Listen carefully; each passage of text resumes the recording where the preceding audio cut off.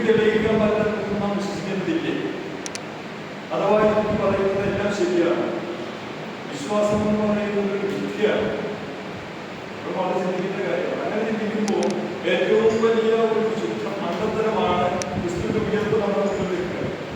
ക്രിസ്തു ജീവിതകാലത്ത് മുഴുവൻ ഇങ്ങനെ അറിഞ്ഞും അറിയാതെയുമെല്ലാം നമ്മളോട് സൂചിപ്പിക്കുകയാണ്, നിങ്ങള് എന്നെ തകർക്കുക, ഞാൻ 3 ദിവസം കൊണ്ട് ഉയർത്തത്തിൽ വരും. ഒരു സാമാന്യ ബുദ്ധിയുള്ള മനുഷ്യനെ ചിന്തിക്കാൻ പറ്റിയ കാര്യമാണ്. ഒരിക്കലുമല്ല. മലയാളത്തിൽ കൂടെ കിടക്കുന്നവർ രാത്രി അറിയാമോ? 3 വർഷക്കാലം ക്രിസ്തുവിന്റെ കൂടെ കിടന്നവനാണ് സെയിന്റ് തോമസ്. ആ സെയിന്റ് തോമസിനോട് സഹപ്രവർത്തകർ പറഞ്ഞു, സഹപാഠികൾ പറഞ്ഞു, കൂട്ടത്തിൽ പറഞ്ഞു, ക്രിസ്തു ഉയർത്തുന്നതിലേക്കും ഞങ്ങൾ കണ്ടത്. എന്തായാലും തോമസ് യുക്തി കൊണ്ട് ചിന്തിക്കുന്നവനാണ്, തല കൊണ്ട് ചിന്തിക്കുന്നവനാണ്. അവൻ പറഞ്ഞില്ല, എനിക്ക് കാണണം. കണ്ടാൽ മാത്രം പോരാ, എനിക്ക് അവന്റെ മുറിവുകൾ കാണണം, അതിന്റെ കൈവെക്കണം. അപ്പൊ ക്രിസ്തു അവിടെ അവന്റെ യുക്തിയുടെ എല്ലാ മണ്ഡലങ്ങളും, അവന്റെ യുക്തിയുടെ എല്ലാ തറകളും, അവന്റെ അടുത്ത എല്ലാം നിലനിൽക്കുന്ന രീതിയിൽ ഒരു ദിവസം തോമസിനും പറയാൻ കാണുന്നു. അതുകൊണ്ട് തോമസിന്റെ ഇപ്പൊ അഥവാ വന്നില്ലെങ്കിൽ നമുക്ക് അത് അഡ്ജസ്റ്റ് ചെയ്ത് രക്ഷപ്പെട്ടു പോകുന്നത്. ഇത് വേറൊരു പൗലോസ് ക്രിസ്തുവിനെ കണ്ടിട്ടില്ല എന്ന് മാത്രമല്ല താൻ മുഴുവൻ പിടിച്ച വിശ്വാസത്തിന് വേണ്ടിയിട്ട് ക്രിസ്തുവിന്റെ അനുയായികളെ നിഷ്കരണം നിർമ്മാണം ചെയ്യുവാനായിട്ട് ജീവിതം മൃതമാക്കിയാണ്.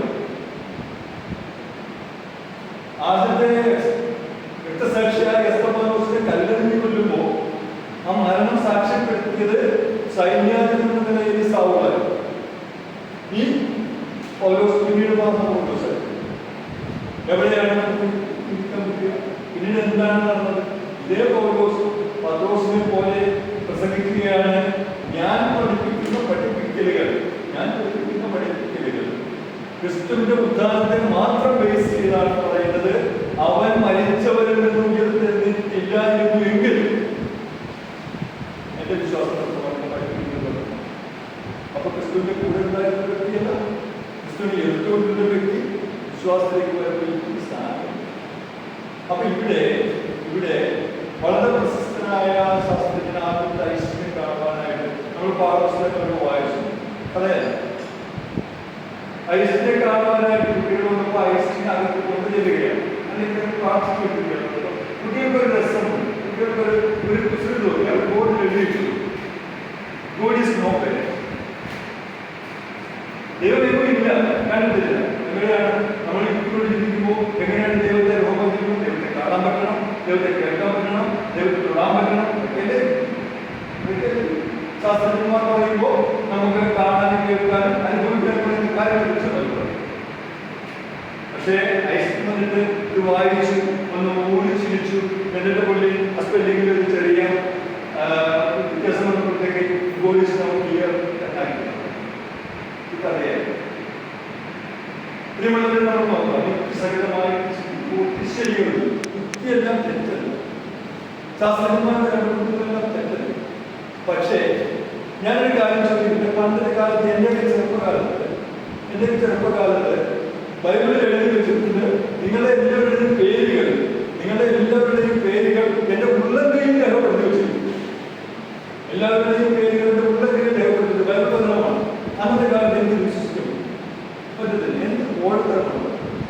ഇന്ന് എൻ്റെ പോക്കറ്റിൽ കിടക്കുന്ന ഒരു ചെറിയ ചിപ്പിലേക്ക് കോടിക്കണക്കിന് ആളുകളുടെ വിവരങ്ങൾ രേഖപ്പെടുത്താൻ തക്ക വിധം നമ്മുടെ ശാസ്ത്രം വളരുമ്പോൾ വർഷങ്ങൾക്ക് മുമ്പ് ദൈവം പറഞ്ഞിരുന്ന കാര്യത്തെ എത്ര മനോഹരമായിട്ടാണ് മനസ്സിലാക്കുന്നത്. അതിൻ്റെ യുക്തി എൻ്റെ കൊച്ചുപ്രായത്തിൽ അതിൻ്റെ യുക്തിയില്ല, മണ്ടത്തരം ശുദ്ധമാണ്. ശരിക്കും പറഞ്ഞു കഴിഞ്ഞാൽ മനുഷ്യനെ കുറച്ച് തന്റെ അഗ്രാഹ്യമായ അറിവിലേക്ക് ദൈവം വളർത്തുവാൻ വേണ്ടിയിട്ടാണ് അവൻ എല്ലാ കൊച്ചു കുഞ്ഞുങ്ങൾക്ക് ഇപ്പൊ പറയാം, നമ്മള് ഫീഡ് കൊടുക്കുമ്പോഴത്തേക്ക് ആദ്യം തന്നെ അവന് അവൻ അമ്മയുടെ പരമ്പര. അപ്പൊ മാനവ കുലത്തിൽ മനുഷ്യരാശിക്ക് ഓരോ കാലഘട്ടത്തിലും ദഹിക്കാവുന്ന രീതിയിലുള്ള അറിവുകൾ ദൈവം അതുകൊണ്ടാണ് മാർക്കൊക്കെ പറഞ്ഞത് എല്ലാ കണ്ടുപിടുത്തങ്ങളുടെയും പുറകിൽ ദൈവം ഇങ്ങനെ സുഖമായി എനിക്ക് ഒത്തിരി ഭൗതികതയിലേക്ക് പറഞ്ഞു. പക്ഷേ എൻ്റെ ഹൃദയത്തിന് സമാധാനം. ചിന്തിക്കുന്ന മനുഷ്യനാണ്, ചിന്തിക്കുന്ന മൃഗമെന്നാണ് മനുഷ്യനെ കുറിച്ച് പറയുന്നത്. ചിന്തിക്കുന്ന വ്യക്തിയെന്ന് എനിക്ക് കിട്ടേണ്ട സമാധാനം, ശാന്തി. ഏറ്റവും വലിയ മണ്ഡലമാണ് അവസരത്താവുന്നത്. നേരത്തെ എൻ്റെ ഭാര്യ പേടിക്കണം, പേടിക്കണ്ട, അത് പരിശുദ്ധമാണ്. ഇവരുടെ നേതൃത്വം ഒരു മാനവ ഒന്ന് പരമ്പരയെ ആ സ്വപ്നത്തിൽ ഒരു ദർശനമുണ്ട്. സ്വപ്നം കാണാത്ത എന്നിട്ട് പോലും ആ ഒരു വെളിപാടിന്റെ പുറകെ ഇന്ന്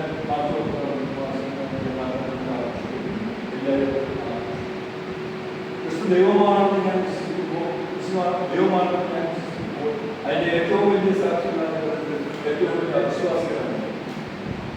തീർച്ചയായിട്ടും ഒരു കാര്യമല്ല, ഈ ചരിത്രമാണ് ചിന്തിക്കേണ്ടതാണ്.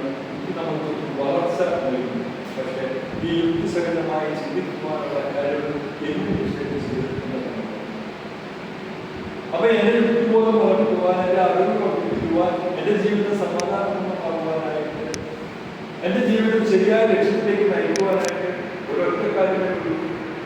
അവന്റെ മുമ്പിൽ, എന്റെ തമ്പുരാന്റെ മുമ്പിൽ സമർപ്പിക്കുക.